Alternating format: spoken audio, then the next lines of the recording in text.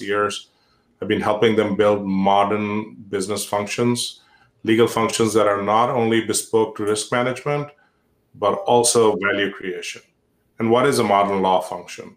A modern law function operates on the principles of talent, processes, technologies, service providers, and data. And that is the topic of today, and we're going to shortly get to it. I've got a great set of panelists today whom I've met over the years and have had the opportunity to observe their quest for collecting data and decision making through analytics. They represent a wide variety of sizes of organization, experiences. They've come from organizations that are organizations and one-person organizations. So without further ado, what I'd like to do is for our topic, let's get through introductions, and then we're going to set up our conversation on how do we seize the data, how do we use analytics behind decision making. So I will hand over the mic in the order I can see people on the screen to Greg. Greg, if you want to introduce yourself and a little bit about your experience and how do you relate to this topic? Sure. Thanks, Danish. It's good to be here. I want to be an OG cowboy legal ops professional since I started in the 90s with PricewaterhouseCoopers and their financial advisory group that's gone on to become FTI. Began a consulting company that started doing technology for law firms and eventually began coaching corporate legal on how to do fixed pricing, process improvement, and purchasing from law firms. And then in 2014, I joined Kaiser Permanente as their head of legal operations. And for the last 9 years, have been helping to lead a transformational journey where data is the heart of it. I like to say our general counsel was kind of like the old Princess Bride story of the Dread Pirate Roberts. And he would come in and say, well, Wesley, tomorrow when you drop that RFP and solve everything, we won't need you anymore. And I would say, I do not think you know what you're talking about. It is not going to be a simple RFP drop, but it's going to be really getting the kind of information that can help lawyers to make decisions about how to manage the work more efficiently. And as we'll talk about today, that can be a multi-generational journey. So glad to be here with you all. Thanks, Greg.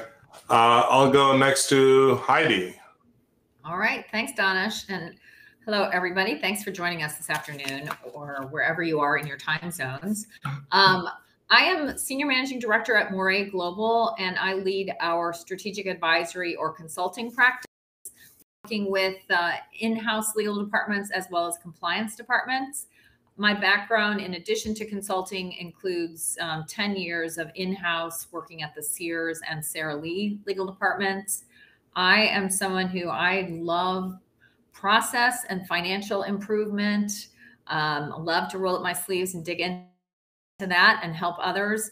And I've also I think my whole career, I've really had the mantra of letting lawyers be lawyers. So stripping away some of the difficult system or process work, having them involved, but letting them be lawyers. And with that, I will pass it back to Danish.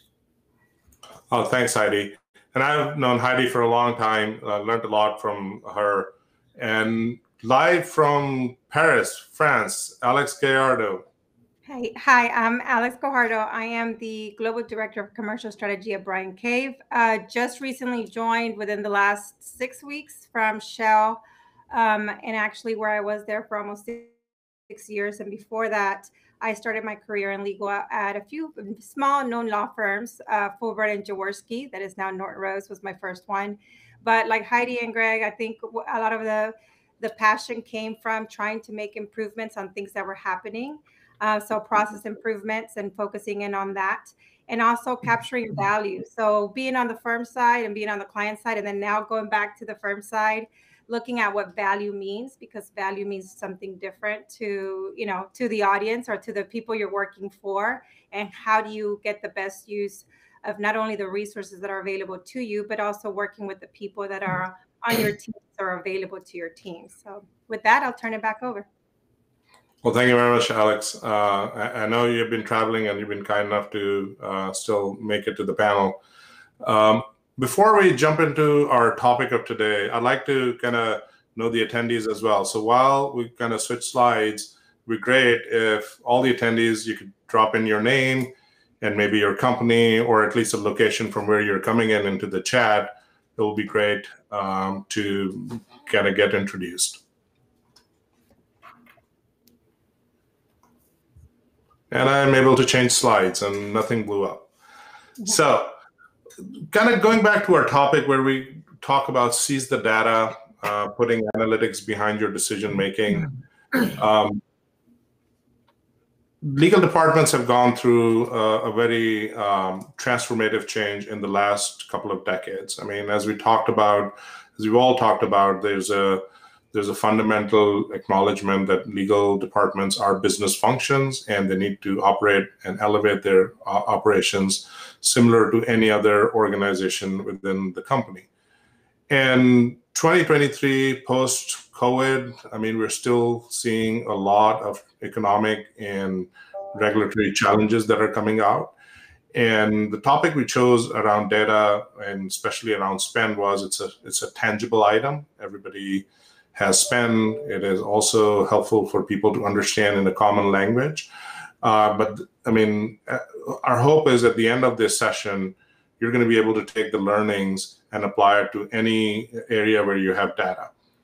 But as we see, I mean, a big percentage of our surveys in the market, a big percentage of our respondents are saying they're facing legal department budget cuts. Either they've happened already or they're coming. Similarly, as we talk about not only the spend, external spend, but when we look at the headcount and internal spend, a good chunk of 80% of the respondents to this Axiom survey that was done earlier in the year responded that there's some effect to the headcount that is happening. Now, the question is, what does that mean? And what can we do to address it? And our goal today would be to take a proactive approach to try to build it instead of it happening to us or legal, where everybody says, hey, we got to do X or Y or Z. We're able to make a proactive determination of which path or which types of actions we can take. Now, before we jump into our discussion, I mean, this is a very interesting survey statistic that I've seen over in different formations in different places, that as legal operations experts, as business managers in legal, as managing counsel, as general counsel, our desire is to really do more when we are doing decision making, to take the data, to take all the data points and make an informed decision. But this statistic also shows that we're very aware of how much we are able to do that. So you can look at different aspects of matter outcomes, discovery costs, selection of counsel, selection of venue. And I tend to focus on the right side, which is sort of the dark blue, that approximately 40 to 50% in each category, organizations are not able to leverage data as they would like to. So that is a very staggering statistic that there's still a long way to go. So I'm just kind of looking at, thank you very much, folks, for entering where you're from. We have, it's good. We've got some folks from Jersey City. We've got folks from Broadridge, Dallas, Texas, Southern California. We've got a good cross-section of folks attending. So with that, what I'd like to do is we're going to go on to a little bit of a journey with each of our panelists and share their experience and what, over the years of experience that they've amassed, what is some advice that they can give us for somebody who is starting to think about data or who's starting to think about systems and processes, and what can they do to get going? And then we're also wanting to make sure that we are going to address folks who are already in the middle of their journey. What are the things they can expect as they reach their goals, and so on. So with that, I'm going to pass that on to Greg. We're going to have an opportunity to ask questions, please drop your questions in the chat as kind of Greg takes us through his journey in 3 acts of his data quest. Cool. Thank you, Danish. And you mentioned, somewhere around an average of 50% of those stats are never even getting looked at. So we're going to talk a little bit about the journey to Neverland, because sometimes when you get involved with data analytics, it can feel like you're doing a whole lot of work and you're never really getting to the land you want to get to. And I'm going to give you the hint, spoiler, you never actually do get to the finish. It's really, at least at this point in our maturity as an industry, and an ongoing journey. And the thing to kind of ease your mind with is, playing with data analytics is like playing a game. And the good news is it's not a Game of Thrones, so you're not playing to die. Sometimes it might feel like a game of chaos where you're just trying not to drown. But the fact is, it really is a game of cooperation and planning. It requires a lot of different stakeholders. It's not just we've got a system and we can pull out the data from a magic report and do it all. It's really a lot more like putting together a winning team, where you don't just need any one all-star, but you need a group who really can change the game by using data analytics to figure out that the 3-point shot is 50% more valuable than the regular shot, and hence the Warriors. So, what is important about good data analytics? Well, it can be a whole host of things, but in the center of it, it's about outcomes. And whatever you're going to do with data, if it's not leading you to something that you can take action on and then make an outcome happen, then it's really kind of all for naught. But the kinds of data that we're looking at Kaiser Permanente, controlling costs, looking out for the client's interests, being able to scale services. And one that I think many of you are becoming more and more familiar with is diversity. And how do we actually use diversity to move the needle and not just have kind of the feel-good sessions? And so what we discovered at Kaiser is it's a multi-generational kind of approach. So we started out 9 years ago when I first joined, and it was generation number 1. And my general counsel wanted to know how much were we spending. And I remember at the time, the finance manager would require 30 days in order to give him the spend report. So what we did was we dumped the data into a pivot table. For those of you who are familiar with spreadsheets and pivot tables, we went from 30 days to 3 hours. Now, mind you, when we gave him the result and I said, well, it looks like you've paid $5 million in March, that didn't mean that's what he actually did in March, because the invoices were coming in so late that 3 million of that 5 million in March was from work done in December.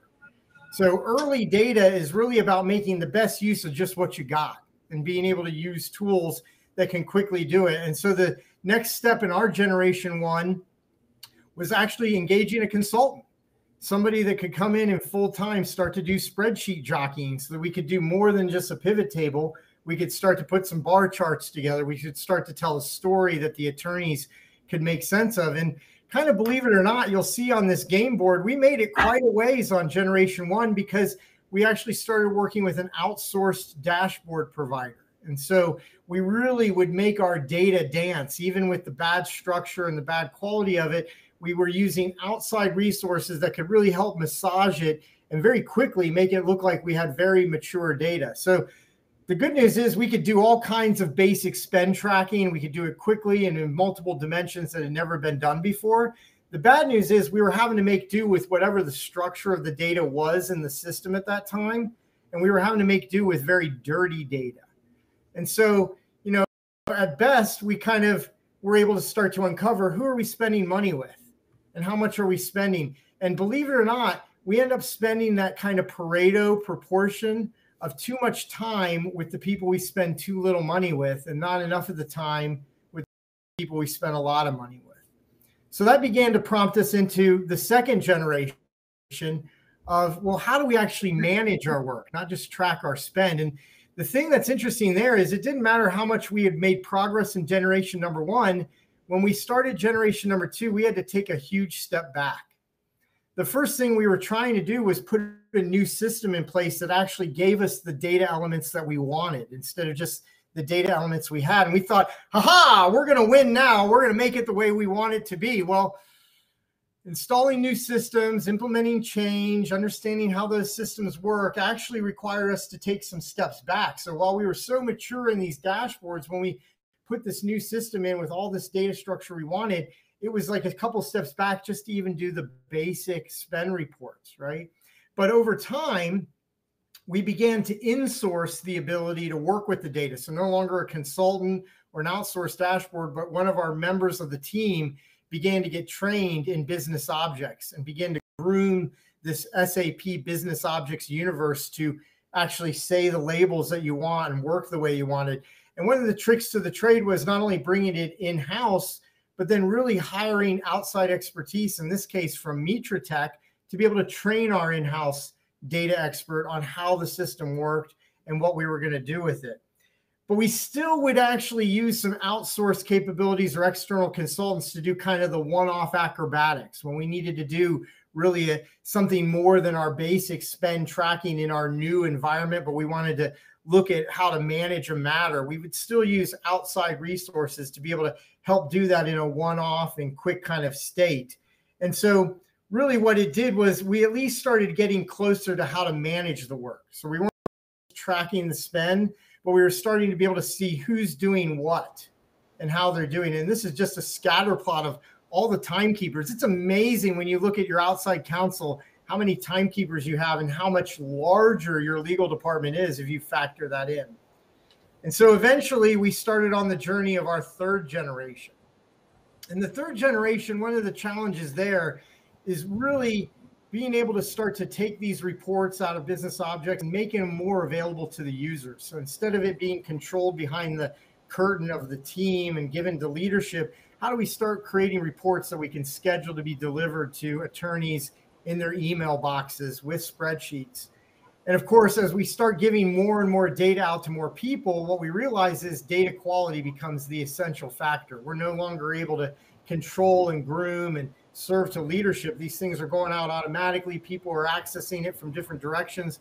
And so data quality continues to be one of our biggest challenges, but we tried to begin to solve that by centralizing data entry and beginning to insource building dashboards. So we moved from just using Business Objects SAP to using Microsoft Business Intelligence dashboards and having our internal team build those so we can start to make more data available to our users.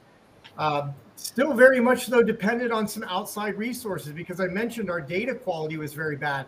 Even though we updated our guidelines to get outside counsel to start coding their time entry so it'd be more useful, believe it or not, they didn't actually start coding it better. So we would use outside services with an AI tool to groom that and be able to help us do more advanced kind of scorecards and analytics. And so ultimately what we're trying to get to in third generation is not just spend tracking or managing the work, but really how to analyze the performance. And so as we go forward and we start thinking about generation 4, data quality and how do we automate data intake so it's not going to have data entry errors is going to be key. And how do we continue to insource that ability for matter management and performance management? And the thing I'll kind of leave you with at the end of this journey, what is most important to you and where you're at, whether you're on generation 1, 2, 3, or 4. What I recognize is the most important thing is you have an engaged user. You heard Heidi talk about keeping the attorneys involved.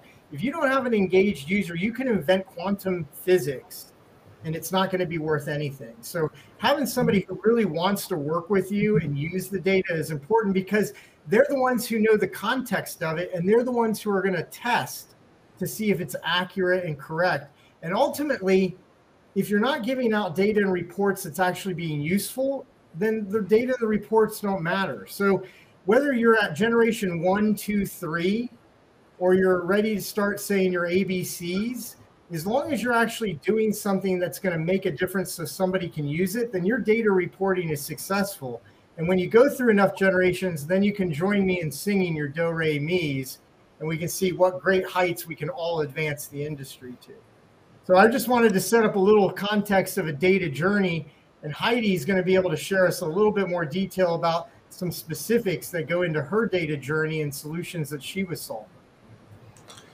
Greg had a question. When you look at this, and everybody's journey is a little bit different. From a time frame perspective, what did your generation 1 to generation 3 journey look like? And now in hindsight, do you think you would have taken a different path? That's a great question, Danish. I think that I'm a big believer in the power of 3, and it just so happens that each of these generations took about 3 years. So from 2014 to 2016, we were in that generation 1. We were able to use it to consolidate legal budgets and create more accountability around spend management. Generation 2 began with the new system install that kicked off in 2016, 17, and ended in 2019.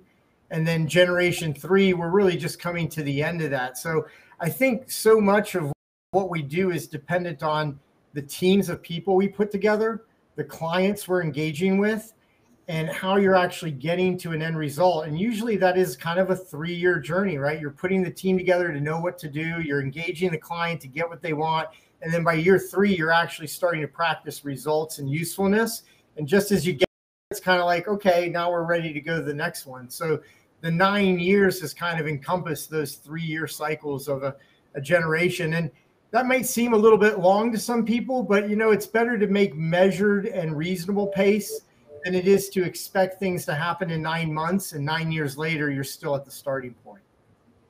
So basically you're saying your GC said you can take as much time as you want. I don't need this yesterday.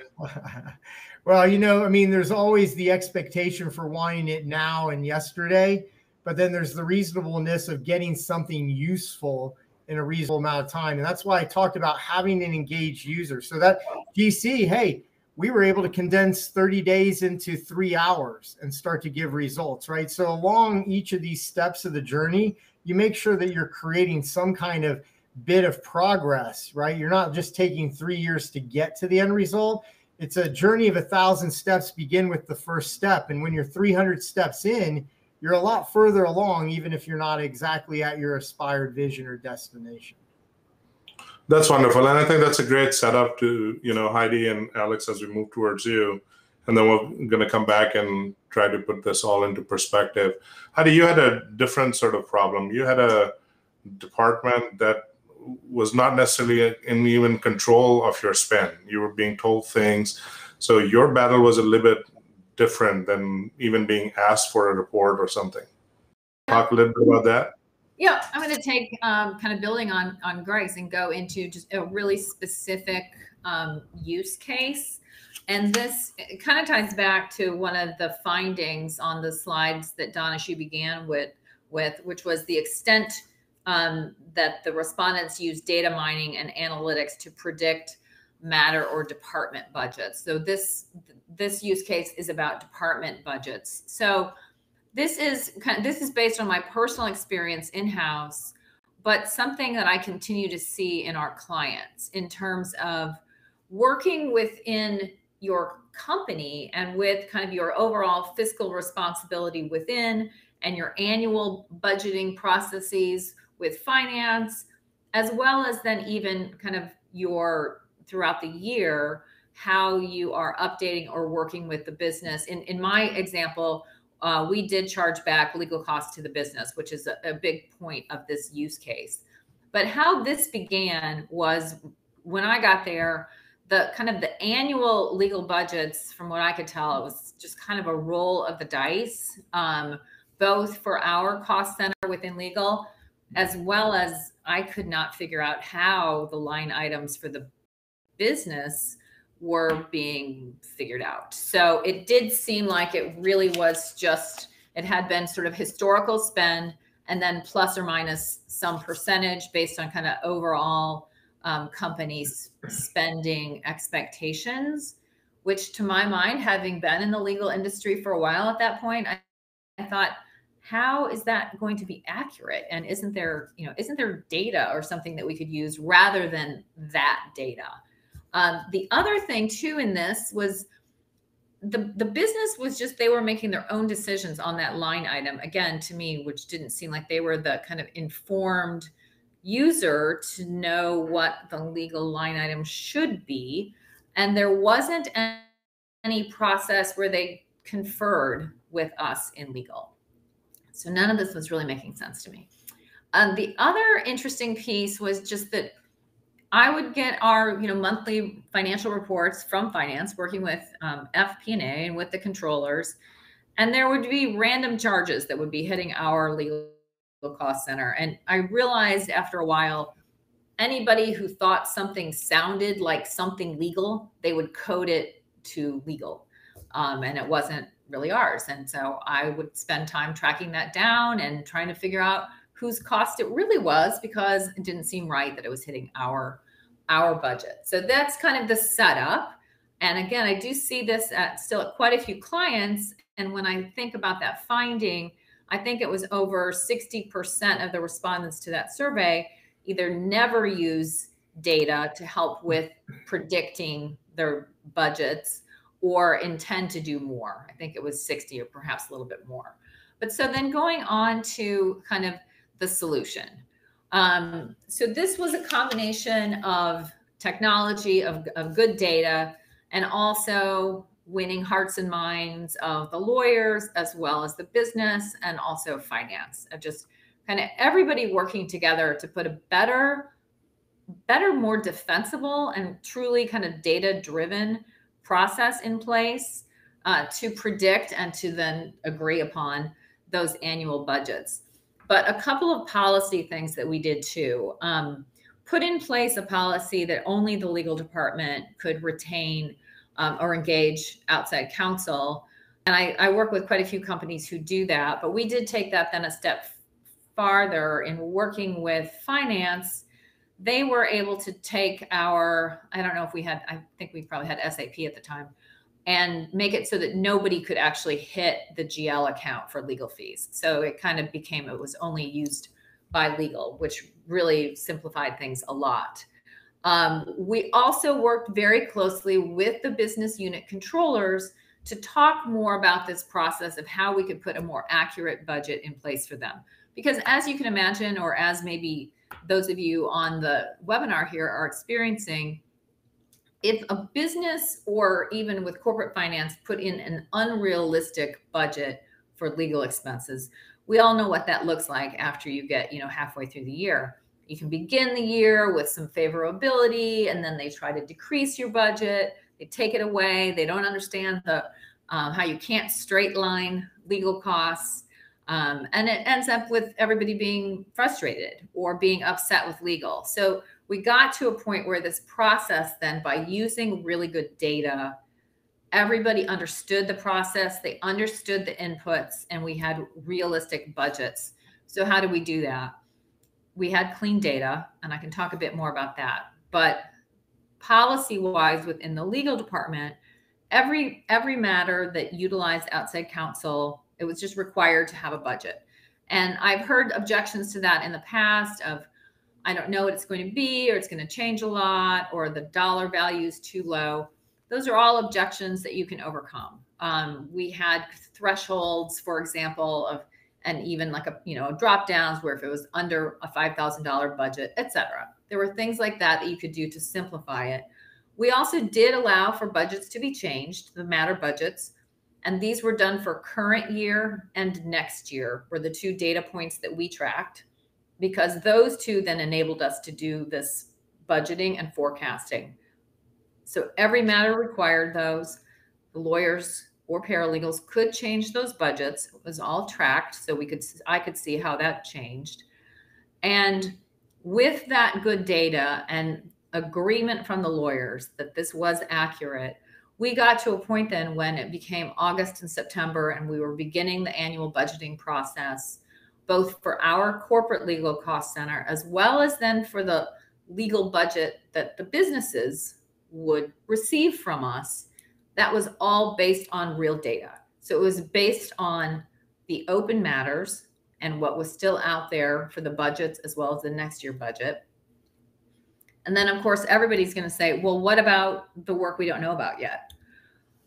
Of course, we all know that happens too. You don't have all of your legal costs aren't known in September for the next year. But I was able to do a look back at the data. The data was pretty clean at that point. And I was able to do a look back of kind of running data from that time period and then looking at what actually happened. And with enough data, I was able to get an average that by September, there were still approximately 30 to 35%, which kind of makes sense, right, of the unknown. So we would take what was out there in terms of the actual numbers in the tool that we used and agreed with the lawyers. We talked about any sort of outliers that were coming. For example, if we had a shareholder litigation or something that truly was an outlier. But we would add in then that percentage that, again, through data proved that historically it was pretty accurate. And we were able then to get to that budget for the next year. The businesses then more or less sort of had to accept the budget that we gave them, but because it was defensible, we could show them the process that we went through to get it, pretty hard to refute. Our job then in legal and as the lawyers was just to manage that work as responsibly as possible, and to then throughout the year provide, in our situation, in that case, we provided quarterly updates with the head of the business and with the controller for those businesses, and showing exactly where we were relative to those forecasts and whether or not anything had changed, and had changed our assumptions to the positive or the negative. Overall, and ended up being a pretty smooth process.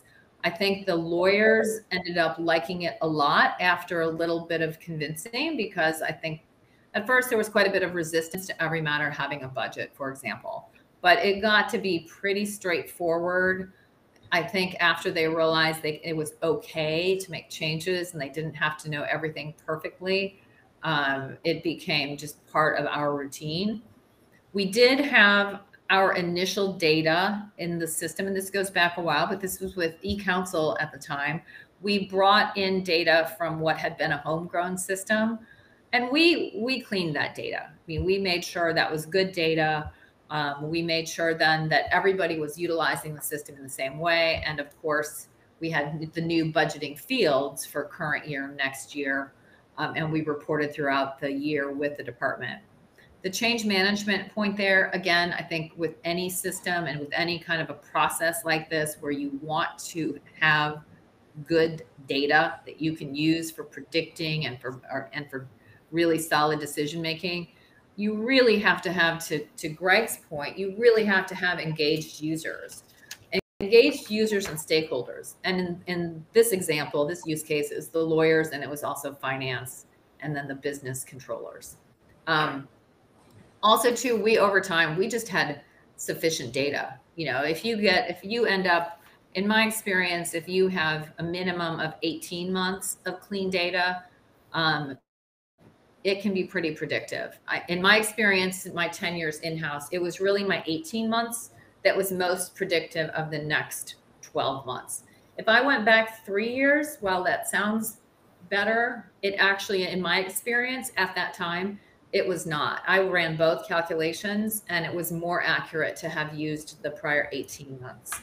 But that's my very specific case study and use case of a really deep dive into how to use the data to help with an expected and reasonable corporate process in the annual budgeting.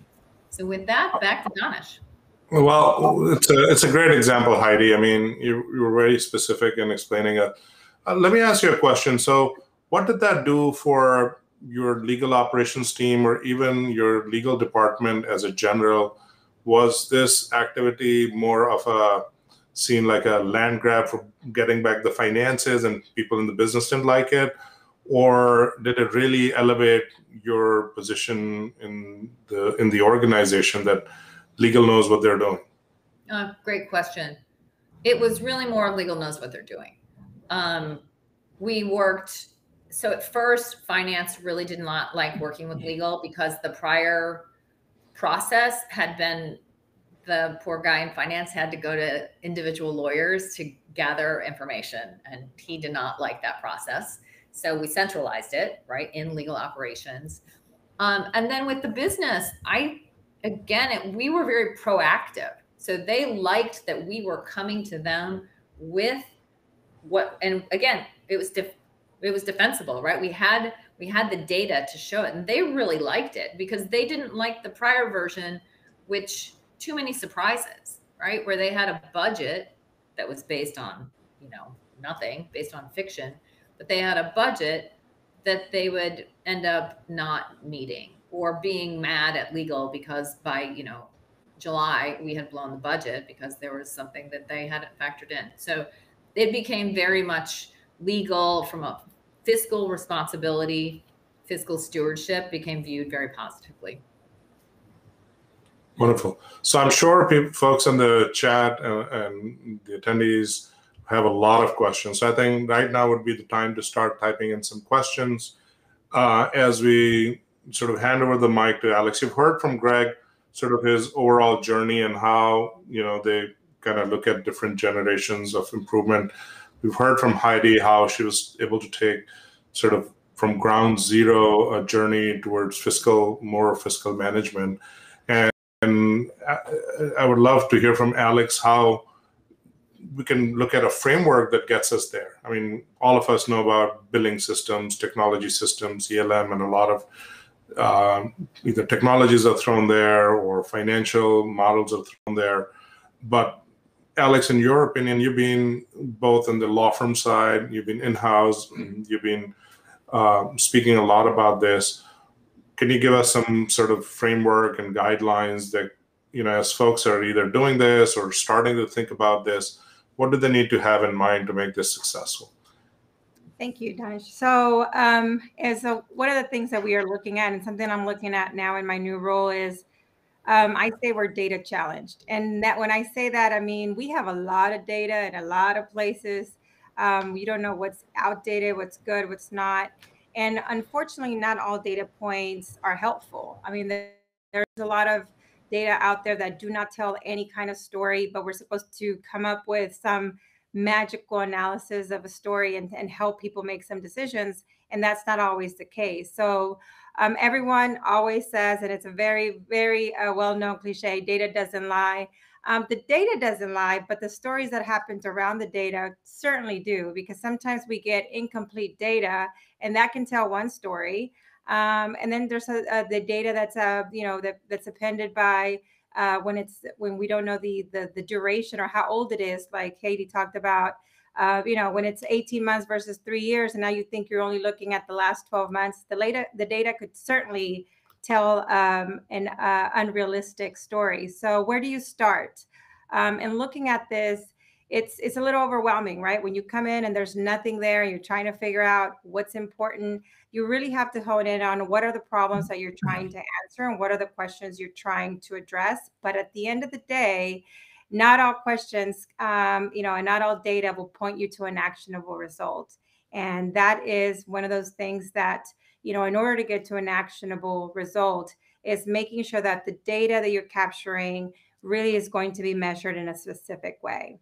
And with that, I'll talk a little bit about what is a good KPI. And we've heard this when you're talking about goals. This has been said many, many times that goals should be SMART. And, there's all this information out there. Why? Because if it's not measurable, it's not helpful. And there's nothing you can do about it. You can't achieve a goal if you don't know what is your actual goal. The same thing with KPIs, key performance indicators. In my previous role, we had lots of them. And unfortunately, when you set up a bunch of them, you think, well, all of these are going to help the leadership make better decisions because I have 20 KPIs and all these firms are being measured against a lot of KPIs. In reality, a lot of the KPIs were not updatable. We couldn't really, there was a lot of subjectivity happening. There was a lot of, interpretation around it. So in order to set up a good KPI, we have to do a few things. We have to identify KPIs. So we really want to talk about, we need to set some relevant KPIs that go against your performance or the questions you're trying to answer. You want to also create some kind of tool, dashboard, pivot table, something that flushes out the data that shows you the performance of those KPIs. If you cannot see what's happening on a regular basis and you cannot keep them, if you cannot measure these on a continuous basis, how do you know what's performing and what's not? How do you know if you're moving in the right direction? Then you have to evaluate them. How are you going to be able to achieve your business goals off these KPIs? Are they going to be helping leadership make decisions? And sometimes when we evaluate them, we decide to change them and say, you know what, maybe we started off with 20, but we really only need to focus in on 5 These 5 really make a difference in how we behave. And that's where you go into the assessment, right? Do they still align with the goals of the business, the goals of your corporation, the goals of your law department? Because a lot of the times our KPIs, started off with good intentions, but they really didn't do much for our actions that happened later. In a practical sense, and when we're thinking about data-driven decisions in practice, sometimes we focus on one thing too much, right? So looking at, working in any legal department, whether you're on the corporate side or the law firm side, spend is a big, big KPI. That is the most important. That's the one everyone's looking at. That is the number everyone's talking about. How much money do you spend? How big is your budget? How much are corporate clients paying us for this work? That spend number becomes that finish line. And sometimes that's the one KPI everyone focuses on, when in reality, sometimes that does not change behavior. Knowing the number you spend does not ultimately change behavior. So focusing in on just the finish line, we're missing the milestones in between, right? The little stops along the way where you stop and get some water because you need those in order to keep going. So looking at the same KPI and not changing it, not assessing it, not reevaluating it, and then expecting behavior to change over time is not going to happen. One of the things that we have to do is take a step back and say, what else can we look at? And one of the examples I have is we were looking at diversity spend of our suppliers. How much of the spend was actually going to suppliers on a quarterly basis? It started off quarterly basis just on spend.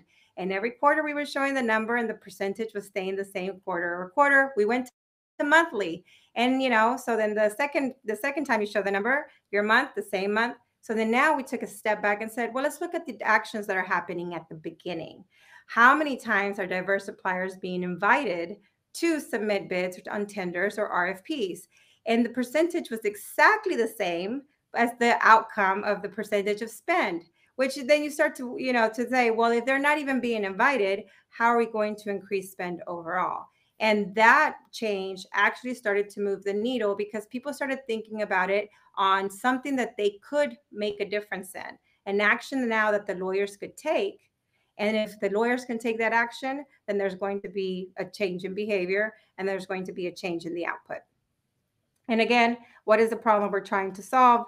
We always go back to that when I'm looking at all this data and the data is being put in front of our lawyers. Instead of giving them homework, I'm trying to give them options with the data and say, if you go through door A, this is the possibility. If you go through door B, this is the other possibility. So when they make their ultimate decision, they know that, there could be a dud behind door B. And then how does change happen? One of the most important things about change is really thinking about it in a holistic way, right? Sometimes when things aren't going well, we are quick to assume that people do not know what they are doing and they're not following the procedures. But sometimes there's pieces missing of that puzzle. And in our path, we are missing, if the process is not clearly defined or outlined where we know that we need to take steps forwards or sometimes even take a step back because it's clear which steps are required throughout our process, people will fail. Any technology can do many things. And as we're talking about all this new technology that's out there, especially with the very hot topic of AI and, using a lot of these great platforms that are out there, they can do many great things. But if they're not incorporated into the process of everyday working and people do not know how to use them and the training is not there, the technology will also fail. So these three things are extremely important for us to incorporate change into any of our departments, whether we're on the corporate or the law firm side. That's such a wonderful example.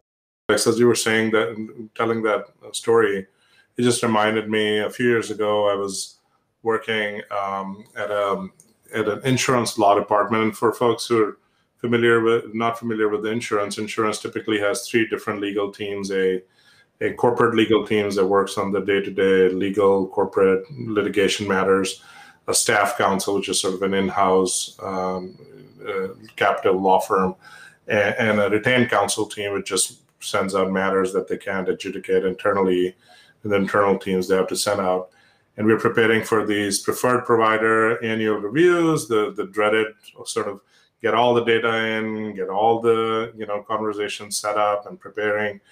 And the head of legal ops had to go do those. And this one we were dreading because we had promised this firm, everybody liked this firm, but we hadn't been able to move so much work to them. And our deal was that we'll maybe have to soft battle here, make them feel loved so they continue to work with us and give all the benefits that we were getting from them. And the head of legal ops comes back in 45 minutes. And in my mind, I was like, either this is a very great conversation or this is a very bad conversation. That's a very short meeting. But it was interesting. I mean, the head of legal ops was like, hey, I went in there for the first 10 minutes. I was just confused. The couple of partners had come in from the law firm and they were so excited. They were thanking us so much. And they said, we'd love to work more. At some point, it's like time out. I mean, we got to talk about, I am totally lost. And what ended up happening was that even though the legal department and the team that had put the panel firms together hadn't given them enough work, they apparently were getting 3 times the work from the retained counsel team. So, apparently the law firm thought that they were, all one team was working, but internally those 2 teams had no clue that that was happening. And so it's interesting that that whole data gap or the data story can only tell you as long as you're looking into it in the right direction. Correct. So we have a question here. I think we can go around the room, kind of talk about what critical data points did you discover in your journeys that may have not been obvious at the outset, or maybe just overlooked? I guess, what are the learnings as you go along, some nuggets of wisdom that we can sort of be aware of? Greg, do you want to kick us off? Sure. I mean, I'll just kind of say quickly, it's about the timing of spend data. So kind of building on what Heidi talked about in managing the budget and what Alex talked about in recognizing what's the right kind of KPI. I talked about how when we condensed 30 days to 3 hours and we said, okay, $5 million in March. Well, that wasn't really $5 million of spend in March. That was $5 million of received invoices in March, 3 million of which was from work that was done in December. So one of the most critical things was moving to accrual-based accounting and starting it at an annual basis and then at a quarterly basis.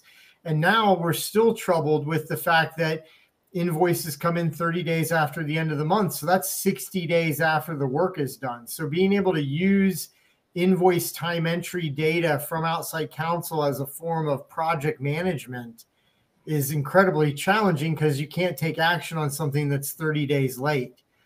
But at least by moving to the accrual, we began to gain competency with finance, because finance has been doing accrual since 1970, right? And so now you could begin to say, well, if we're forcing accruals at the end of June, we at least really know what we've spent in the first 6 months of the year, and we can gate that so we're not getting surprise invoices in September. So for us, it was really the timing of data between when it's received versus when the work is done versus when are you able to see it and actually take action on it, whether at a leadership level or a management level. I think Cindy has a great point in the chat as well, that I think just that focus on process and improving the process can make a lot of difference as well. As she's mentioned, there were some emails involved, and and if you can improve that, that alone can also improve your cycle of data, like you're telling about timing and so on. Alex, from your standpoint, anything that you think of that, that was a great learning or aha moment for you? There's a lot of assumptions that are made when the data is not always there. For us, on the client side, looking at, we had many firms saying, we're not getting invited to enough work, we're not getting enough spend from you.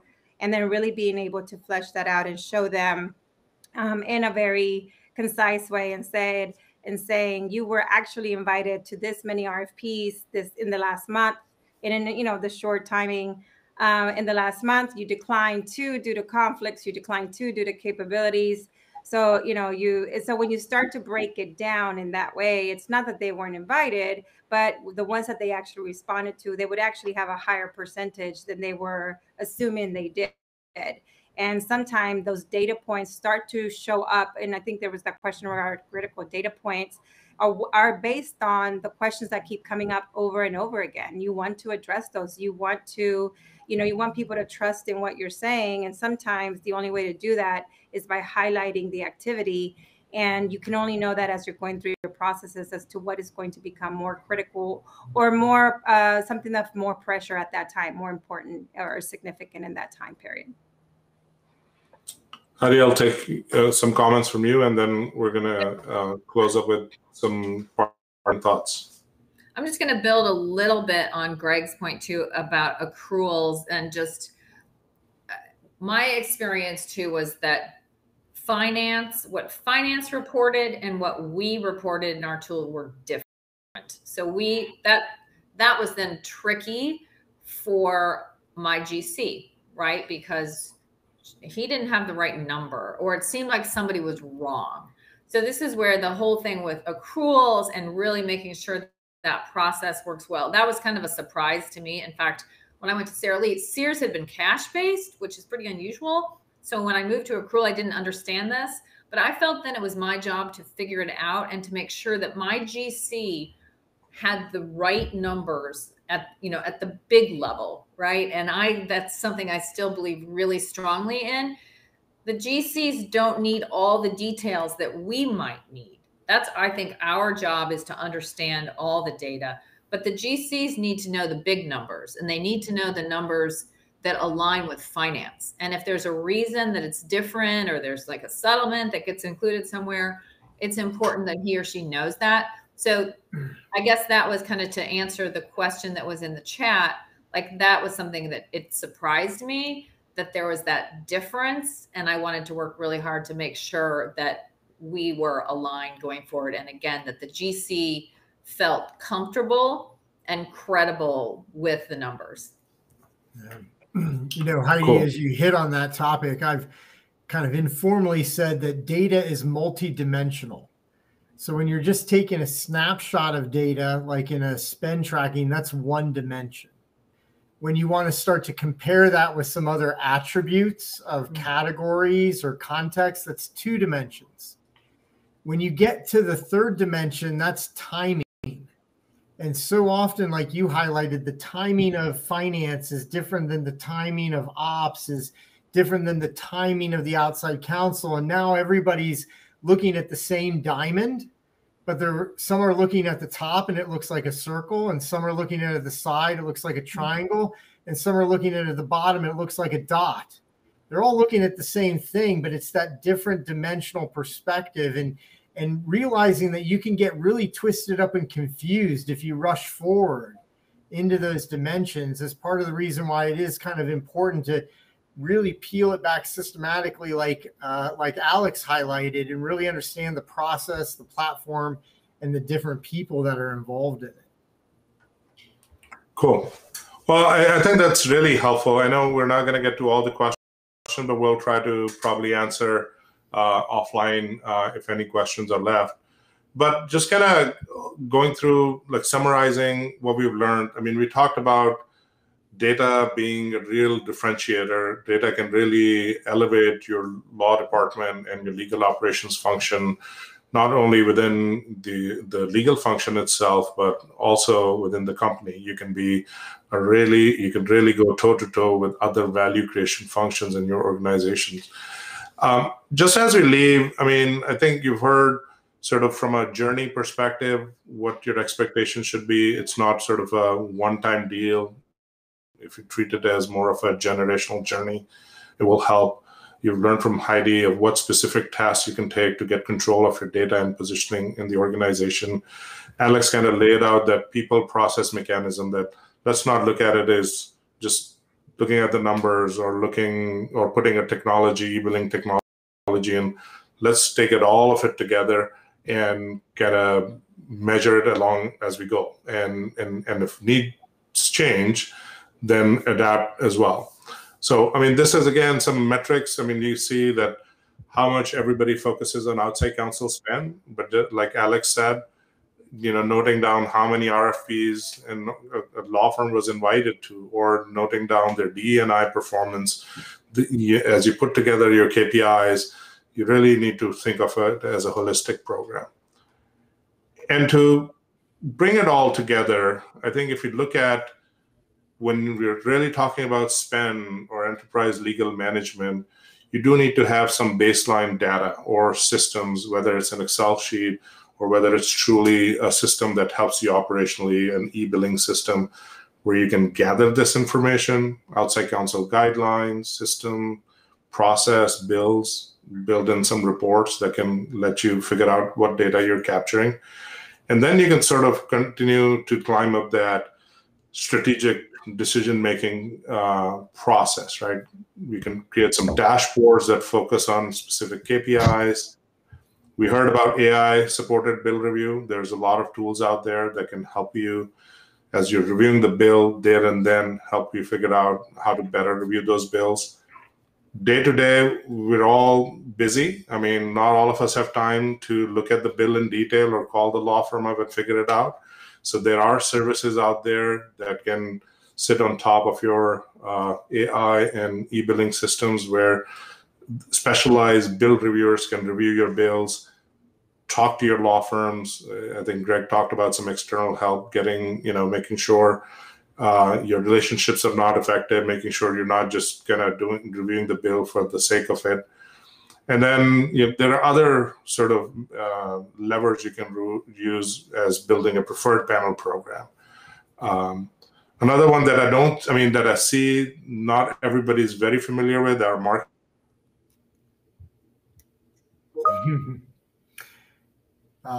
Looks like we might have just lost Danish there, but Alex and Heidi maybe giving some parting thoughts. I would just like to put an advocation in for diversity. We really have found at Kaiser that diversity is a place for innovation. It can be protected and incubated. And what started off as helping to move our diverse timekeepers, we were having 50% of our work done by females already. But when we got it coded properly, we found out the majority of work they were doing was administrative, and the males were doing the more mission critical kind of work. So when we got it coded properly, we were able to get that work balanced better. And before you know it, aren't we doing legal project management work? So just like to say, think about how diversity and using data with diversity can help drive new innovation. Maybe Alex and Heidi, some parting thoughts. I would totally agree with that. I think we have to keep pushing on that front, and we can't let up just because we've been talking about it for a while, but it needs to be a collaborative and united effort from both sides of from everyone involved. Great. And Danish, we were just filling in with some parting thoughts, maybe Heidi. Absolutely. Well, I think we're at time, so I would like to say thank you to everyone. Really appreciate the recording is available. We can send it out to you, or you can request Colin and team to send it out. You've been really a great audience, great participation. Hopefully this was helpful. Thank you very much. You're a great panel crew. Keep the data analytics music rolling. There you go. Bye-bye.